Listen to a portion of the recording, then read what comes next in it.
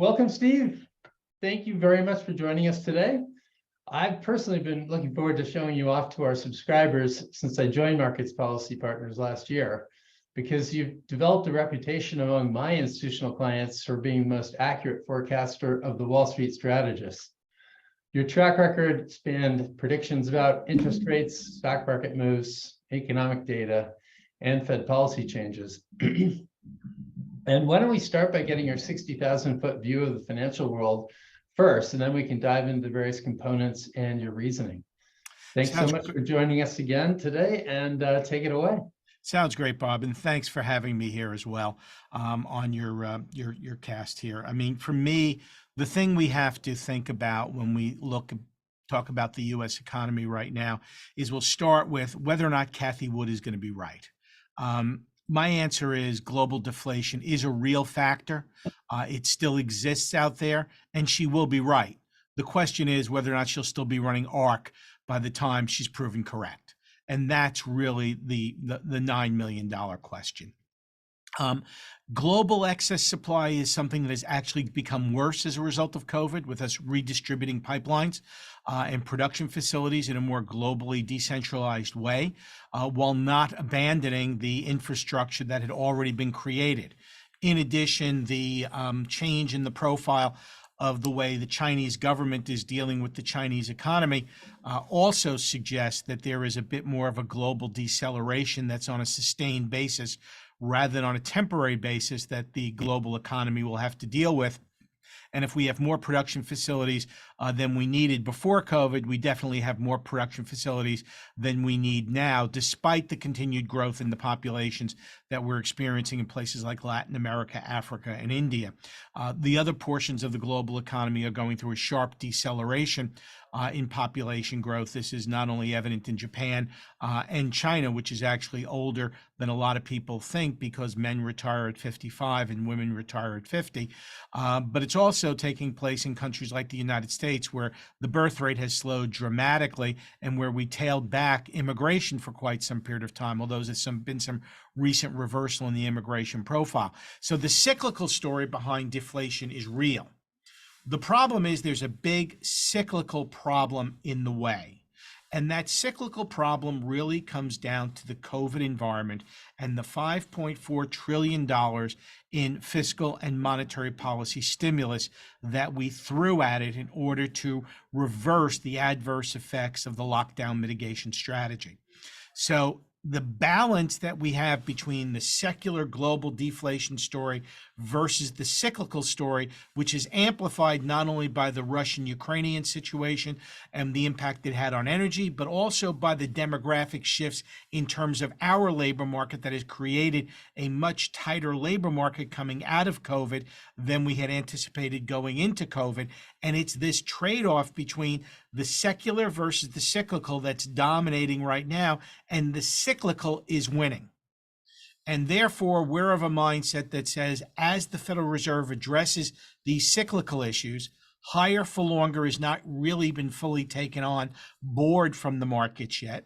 The transmission mechanisms of monetary policy, we'll get into in a minute, have actually been diminished somewhat due to regulatory and behavioral shifts that have taken place in the economy, suggesting it's higher, but also longer for longer. And that is not discounted in the market, which is why we think from a top-down perspective, on an equity market perspective, 3,700 to 4,100 on the S&P 500 is a good fair value trading range. I do believe we'll go down and retest the bottom end of that range. If we were to take it out, it'll become important if we could break through 3,600. I'm not so sure we'll be able to, because we'll get into that in a minute. So I think that 37 to 4,100 trading range on the S&P 500 is a good fair value trading range. In the 10-year note, there's a little bit of a different story here in the bond market. At the front end of the curve, higher for longer still needs to be fully discounted in. Somewhat of higher has been discounted, longer has not. The market is still anticipating a pivot in monetary policy in 2023, where we don't think we'll get a pivot in monetary policy in 2023. We're not even sure we get it in the early parts of 2024. We believe higher for longer means just that, higher for longer. At the long end of the curve, the fair value trading range we see is 370 to 420.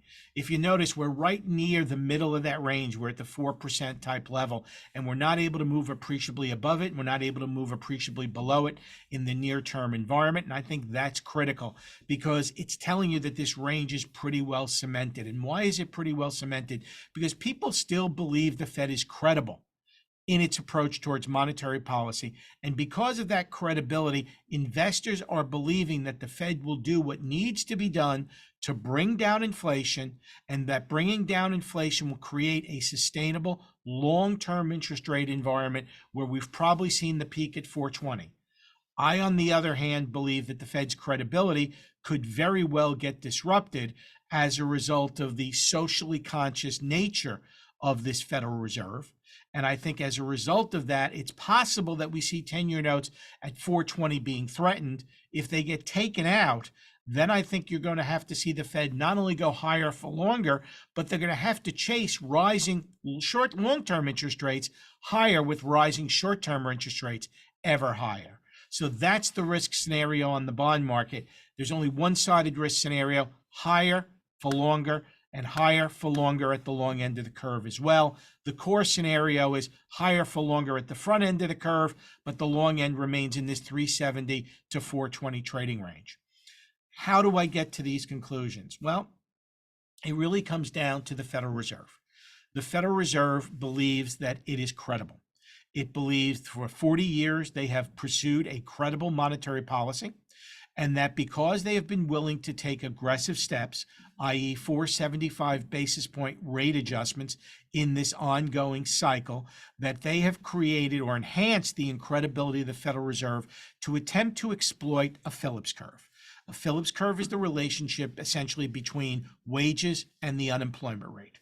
And the Federal Reserve believes they could keep the unemployment rate at a very, very high level, but very low level, very high level of employment, but at the same time see prices return or wages return to a level that is consistent with a 2% inflation rate.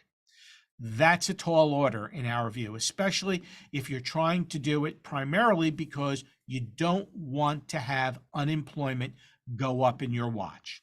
The last time we did this, we tried a socially oriented monetary policy, was in the late 60s and early 70s, and by the mid 1970s we were starting the beginnings of what would become a wage price spiral, and we were starting the beginnings of what would become a stagnation environment in the economy. And this becomes the critical problem for the Federal Reserve. Can they keep their credibility on inflation, but also do as little damage to the labor market as they feel they should do? And that becomes the tall order. It has never been done historically. And if you happen to listen to the chairman's testimony today, Elizabeth Warren was very, very pointed in her questions to the chairman about the impact of monetary policy on the jobless rate. And yes, historically, every time the Federal Reserve has raised interest rates, the jobless rate has had to go up in order to bring down the rate of inflation. She wants the Fed to make sure the unemployment rate doesn't come down and therefore minimize the upward movement in inflation, minimize the upward movement in the unemployment rate, and run the risk of seeing what happens with inflation. The last time the Fed ran that experiment, it backfired. We wound up having to go into an environment where Paul Volcker had to take extraordinary measures in order to bring down the rate of inflation and end a wage price spiral. He had to go to extreme measures. What were extreme measures? He tightened monetary policy with the Fed funds rate one day at 22%. They closed out that night at 26%. The current coupon on the on-the-run long bond at that time was the 14.25% of 2014. 14.25% on a 30-year Treasury bond.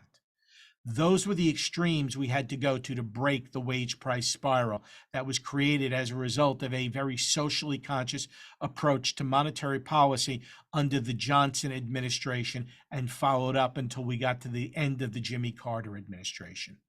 The results clearly are if the Federal Reserve goes down this path, there's only one-sided risk to inflation, and therefore there's only one-sided risk to long and short-term interest rates, that we go higher. Today, it looks as if the chairman stepped back from that socially conscious approach a little bit, talking about the fact that maybe they will go to more accelerated rate hikes again if the data pans out and they need it to. And I would not be surprised if the Federal Reserve were to do that if we got another repeat of the numbers we saw in January when the February releases come out later this week and into the early part of next week as we get into the inflation numbers as well. So it's up to the data, but I really think this Federal Reserve is attempting to do something to exploit its credibility. And I get scared whenever a central bank attempts to exploit its credibility, that when you're playing with fire, you get burned.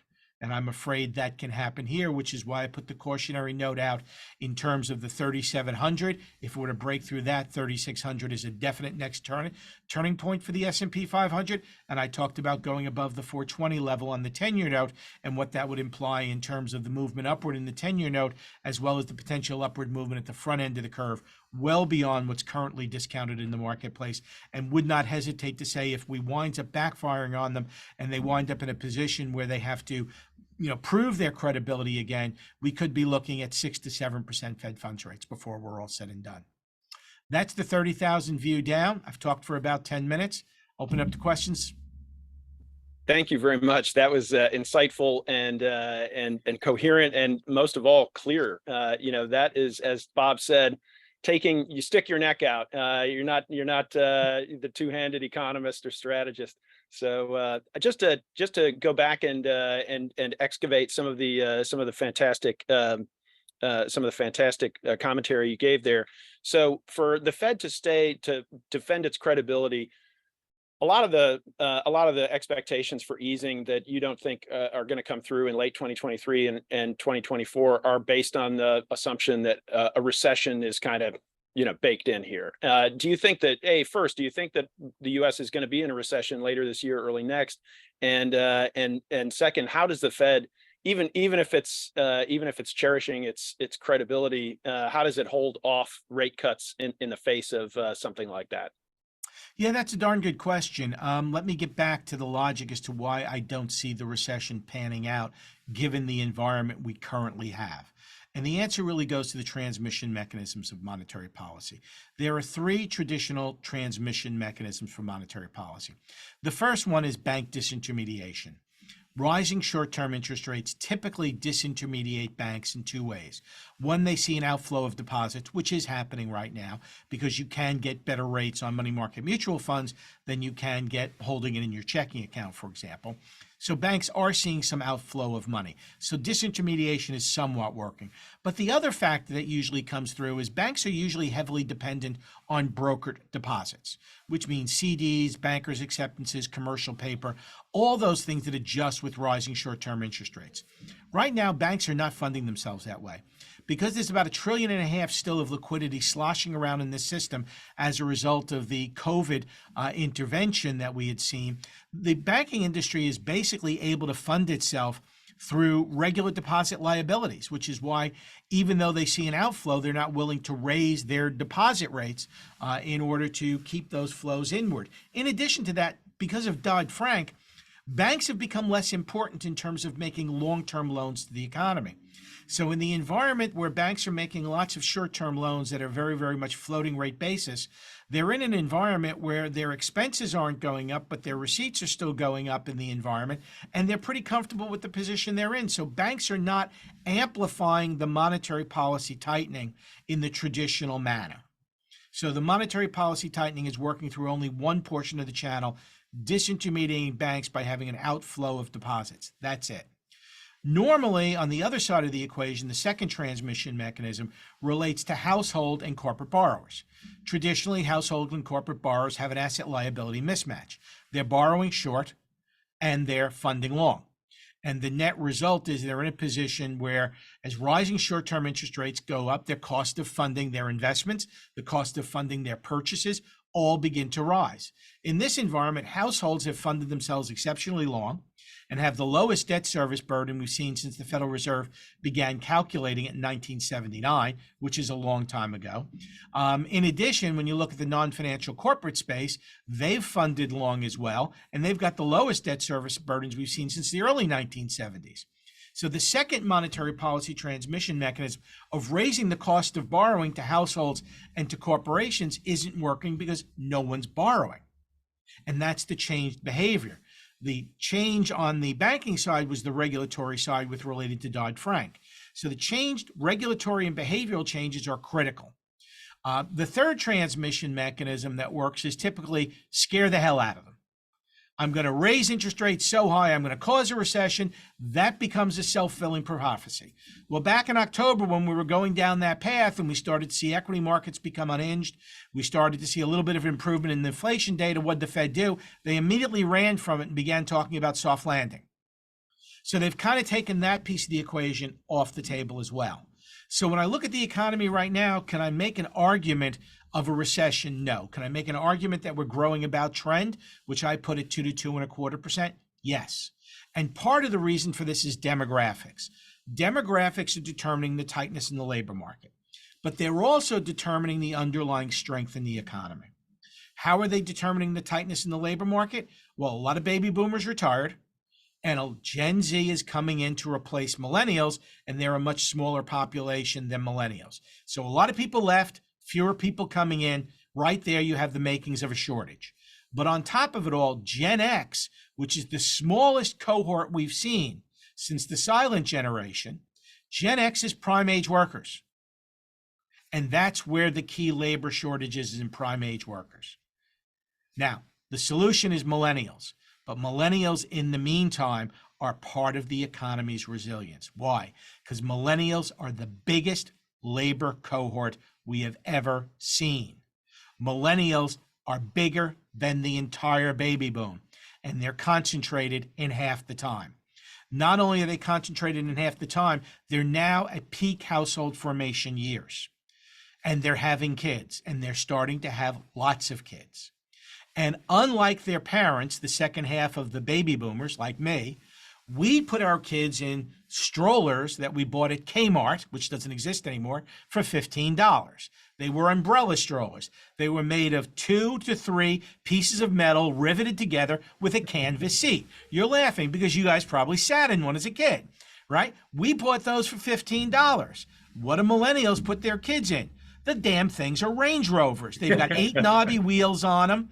They've got 2 fans blowing cold air at them. They've got 2 hoses coming at them, one from the right and one from the left, so they can be hydrated at all times. They've got sun filters, wind filters, you name it. They've got blankets to go around them and comforters to go around them to keep them 100% warm. You guys spend thousands on strollers. We spend $15. In addition to that, they all buy the snoo. What is the snoo? The AI bassinet for $1,500. Yes, you can have a good night's sleep for the first 3 months, and you can even train your child to sleep flat in a crib by having the AI little machine train it to realize that it's not going to be rocked to sleep all the time. It's a powerful invention, but it's $1,500. Right there, there's $3,000 that my generation never spent per kid. So you put that together with higher prices for homes. You put that together with, two working couples. You put that together with childcare. You put that together with the expenses, the household formation. You've got a strong, resilient base in here of spenders. And oh, by the way, there's still this 1.5 trillion in liquidity sloshing around in the system that hasn't been eaten up yet in terms of excess savings. So this is why you don't get the recession. Got it. We'll eventually need one, yes, but are the preconditions there today to bring it about? No. The last thing I'd like to bring up is this is an inflation cycle, not a credit cycle. The last 4 business cycles were credit cycles. The 1990 cycle was basically commercial real estate related debacle, affected or destroyed the commercial real estate, commercial paper market. 2000 was the merchant power industry destroying the commercial paper market with Enron and Calpine. 2027 was the subprime commercial paper debacle that led to the meltdown that brought down Bear Stearns that triggered the AIG Lehman Brothers fiasco. And 2020 was again a credit cycle because we shut down everybody's revenues, but we kept their expenses alive, which forced them all into short-term borrowing. This is why rising short-term interest rates created credit crunches. We don't have that happening this time through. This is an inflation cycle, much more like we had in the mid-1970s. And if the Fed blows it, we could wind up with a late 1970s inflation environment to deal with as well. I hope they don't. I assume they don't, but we have to get there first to see if they do what they're supposed to do. So going back to your commercial real estate, so we are starting to see some defaults, and which Yes. has less to do with the Fed and higher rates, and much more to do that we don't go to the office anymore. Is that something on your radar that worries you? Well, I expect a lot of idiosyncratic risk. I mean, I highlight to people all the time in the 74, 75 recession, we saw about 140 financial institutions go bankrupt. We saw 2 insurance companies forced to merge with stronger alternatives, and yet we never had a systematic credit crunch. Right. We had a lot of idiosyncratic risk. And let's be honest, we've had a lot of zombie companies. We've been dealing with this commercial real estate problem for a while. We've restructured as much of it as we can. We're going to continue to restructure the good stuff. The bad stuff, we're going to have to let go. It's just an opportunity. It's a thing that cleanses the economy of excesses and makes it stronger at the other end, rather than creates the systemic credit crunch that everyone knows and loves and anticipates since 1990. Yeah, here in DC, we have 2, pretty big commercial real estate business, buildings that are being converted into housing, residential, which you can't do it for everything. But, we are starting to see exactly what you said, that cleansing. Yeah, downtown downtown in the Wall Street area, the financial district. I mean, it's almost all apartment buildings these days. Yeah. But again, the older buildings are easier to do that. The newer buildings with the massive floors are much harder to break up into residential. The older buildings with smaller floors and more elevators tend to be more akin to breaking them up. It's a great point, because the 2 buildings here are older buildings. Yeah. Taking a step back from commercial real estate and looking across other sectors and other segments of the economy, where do you think the value is, assuming we go back to your base case and the Fed hangs in there, the economy has, a relatively smooth transition into this higher and for longer dynamic? And where's the value across sectors there? Well, if I'm right, we wind up with a very shallow, long recession. 3 quarters or so of growth, anywhere between -1% and +1%. In that kind of environment, the best case scenario is to take your growth value needle and be slightly towards value. And then in each individual industry, go up in quality. An individual sector go up in quality. So the concept here is there isn't one big sector that should benefit. There isn't one big area, because there is no systemic credit crunch that is going to take down one industry and force another industry to grow up. Liquidity will be available to all the good industries and to all the good companies. And therefore, those are where you want to be relative to the companies that are going to be part of that idiosyncratic risk. When you look at the tech complex, boy, that has been a real challenging place to be. The FANGs and so forth, the Chinese tech companies as well. What's the next chapter here? Some of the biggest names have really been struggling. Well, go back and look at what happened with Microsoft. I mean, it is a prime example of how a growth space has to adjust to the realities of no longer being a growth industry. And that's really what we're dealing with across a large spectrum of the tech space, where they've never gone through a consolidation. This is the consolidation that is necessary because they're no longer the growth space. Where will the next growth space be? That matters. Well, if I knew that, we'd all be worth a fortune by now. The reality is I do think there will be something, but I think in the interim, what happens is, because there is no credit crunch, liquidity continues to flow to the areas that have the better returns. Those are going to be the companies that are going to take out the weaker ones. Those are the companies that are going to have the higher credit, the higher valuations, the better stories in terms of their sustainability in their space, and therefore I think they just continue to get bigger. Last year, it was the energy complex that saved some people, and it's we've been seeing analysts calling for higher oil prices this year. Oil has not performed. It's been sideways to down. It's taken a drubbing today after Chair Powell's testimony. And but it still has that idiosyncratic, it's certainly a locus of idiosyncratic risk. When you look at oil, tell us about your thinking in oil and the energy complex in general. Well, that's a great question. I think what you have to understand is China announced the other day that they're going for a 5% growth rate, which is lower than anyone anticipated. I don't even think they're going to hit 5%. So in an environment where China is rapidly slowing, as Japan rapidly slowed after the 1990 debacle. You have a government that is taking control. We have a banker that's missing, just like we had, tech people that were missing and real estate people that were missing. We now have a banker that's missing and out of the question. This is a Communist Party that's gaining control. And once you go back to a command control economy, you wind up with a dramatically slower growth rate. That really impacts global commodities in general, and energy is just reflecting one of those commodity environments.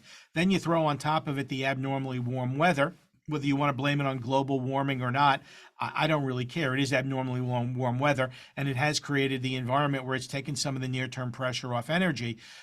So I think you're in an environment where we're going to have a sustained lower energy problem, but I don't even think energy is a problem at $100 a barrel. We were able to deal with $100 barrel oil and not have an inflationary environment because we're much more energy independent, and everyone's moving to be much more energy independent in a very, very rapid order ever since the whole Russian-Ukrainian thing. We talk about how it'll take a couple of years. You've got to remember it's a year ago. So we're already a year into this adjustment process, and people have been spending a lot of money to become as energy independent, as redistribute their energy dollars in other ways. And I think that will have a very quick impact onto the overall environment for energy going forward.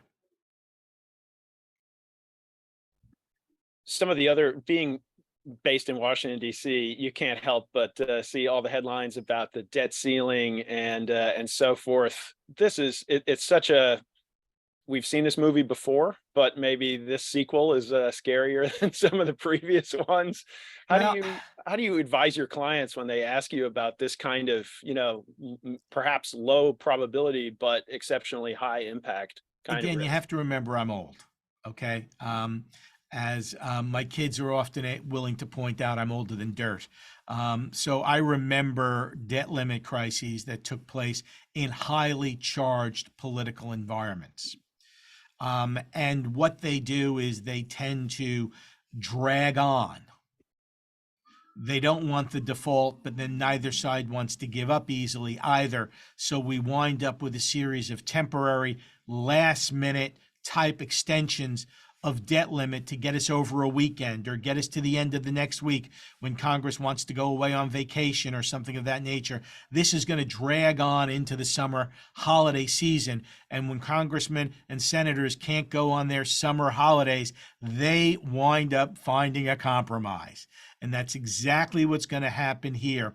Whether it's a function of, we've got to do a month extension or a week extension or 30 hours worth of extension, they will do what's necessary at the end to do this. As I said, I've been doing this 40 some odd years, and I've seen 40 some odd of these. They've ranged from really easy and simply done with low political environment to highly charged, and we're back in a highly charged environment. Anybody who listened to the grandstanding at the Senate conversation today for Chairman Powell's testimony understands this is a highly politically charged Senate. And when you hear the House tomorrow, it's even going to be more evident in the House.